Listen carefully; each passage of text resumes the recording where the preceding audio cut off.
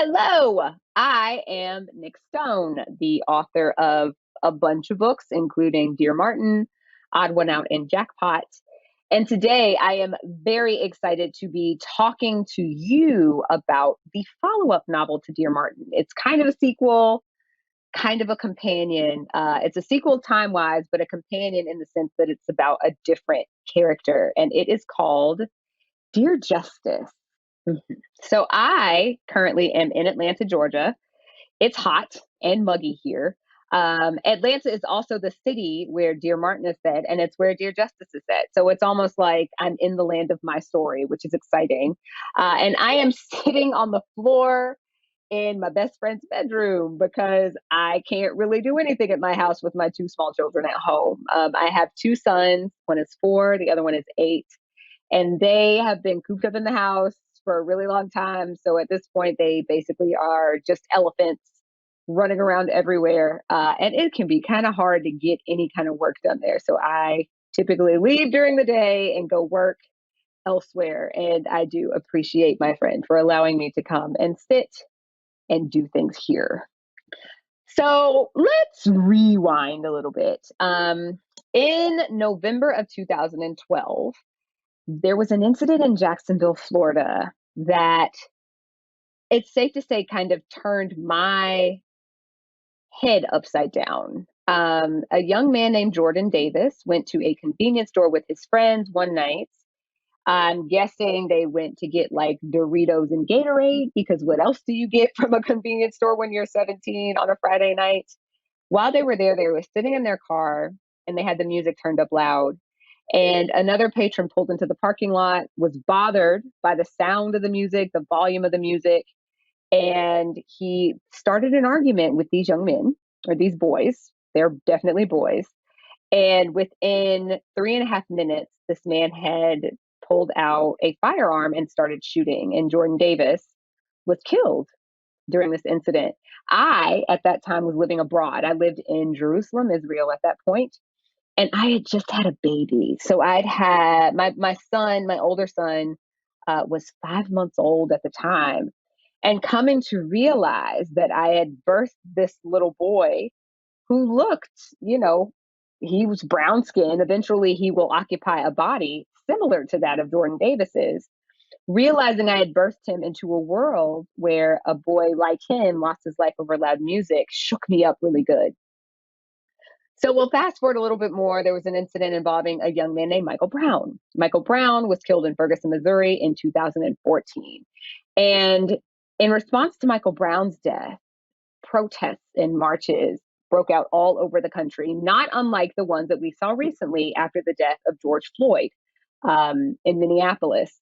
So all of these things are going on. And I kept hearing people quote Dr. King, the Reverend Dr. Martin Luther King Jr., and say things like, Dr. King would never do some of the things that you protesters are doing, et cetera. When the mayor of Atlanta, which is where I am, like I said, my home, got on the news ahead of a march here one day and said, all I ask is that you don't take the freeways. Dr. King would never take a freeway.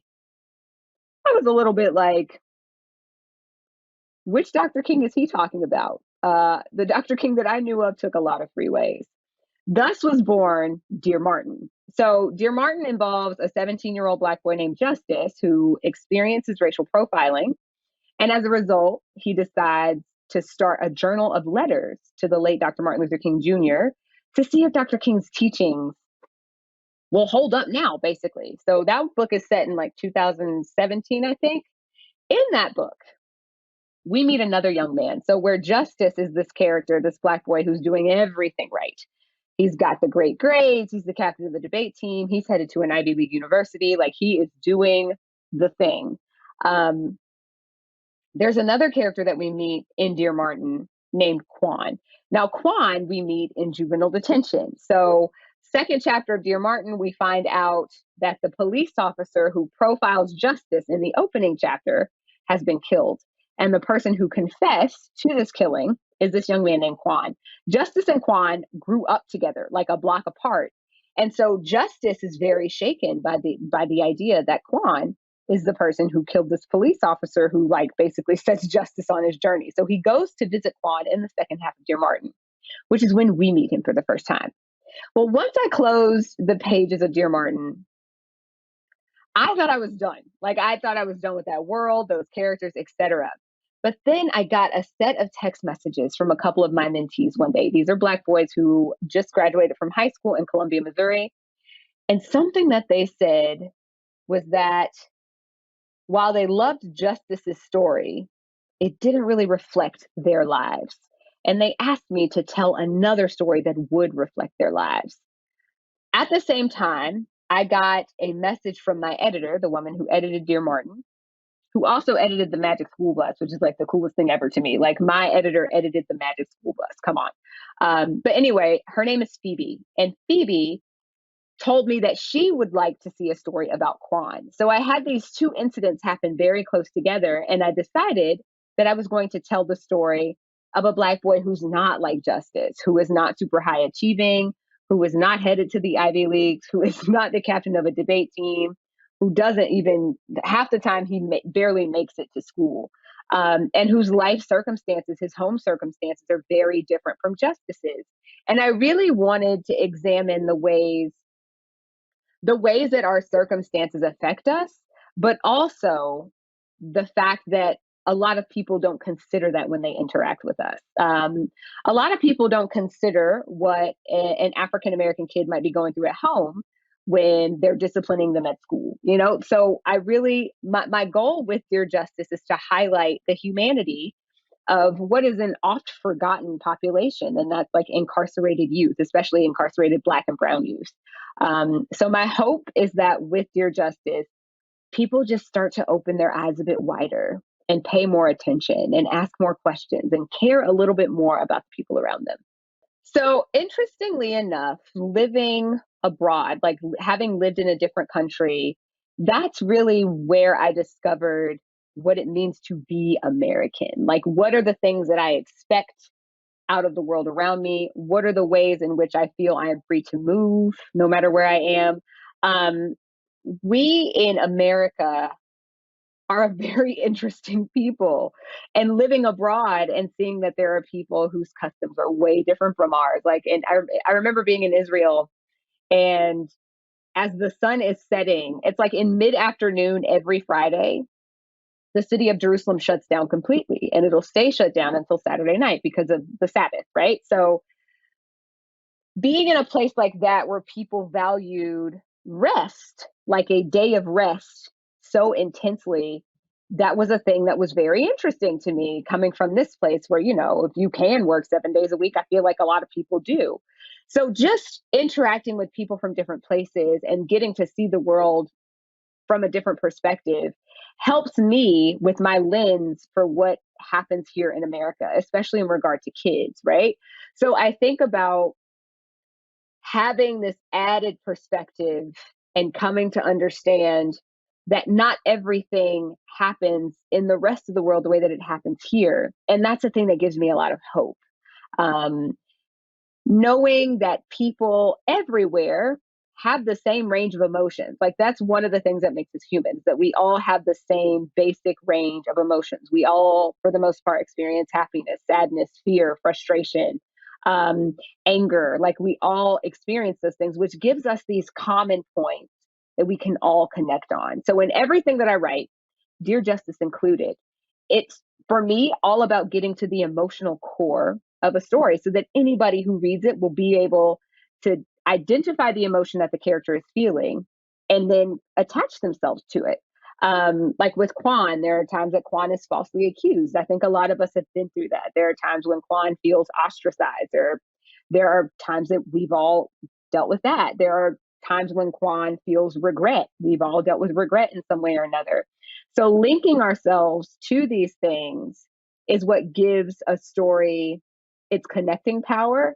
And I learned that by living all over the world, like living and traveling the world. I highly recommend that also, like getting out of America and traveling as much as you possibly can.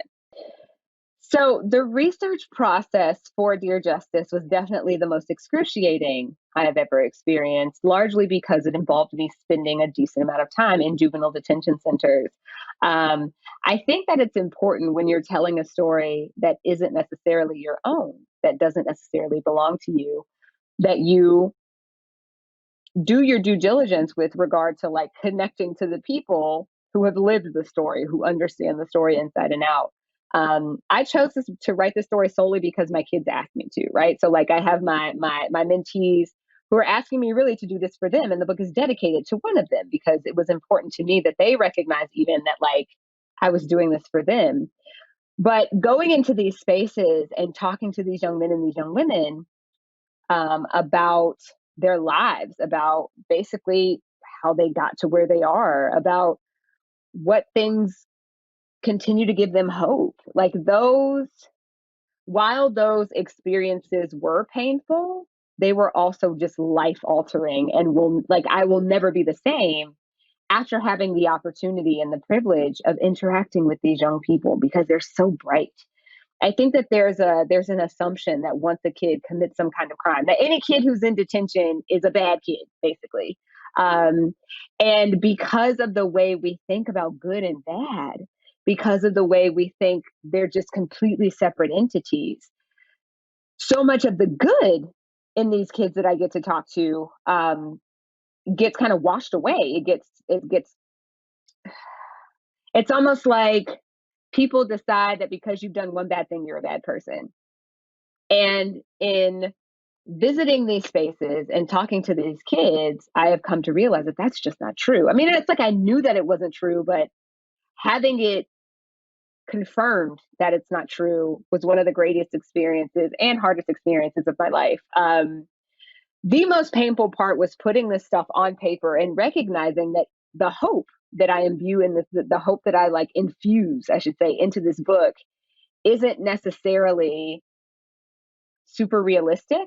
That part was hard. And coming to recognize that the support system that Quan has in Dear Justice isn't necessarily the kind of support that these kids who are incarcerated are getting out in the real world. Like that was also kind of a hard pill to swallow. But at the end of the day, if one person reads this and feels more compassionate and decides they want to go into like prison abolition activism, I did my job. So my hope is that, like I said before, compassion begins to lead.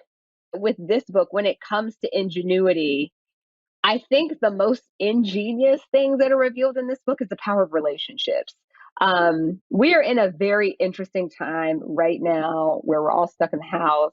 We're all like, socialization is something that we're doing over the internet right now. Like, I did like a Zoom birthday party for my 8-year old because he couldn't have his friends over, right?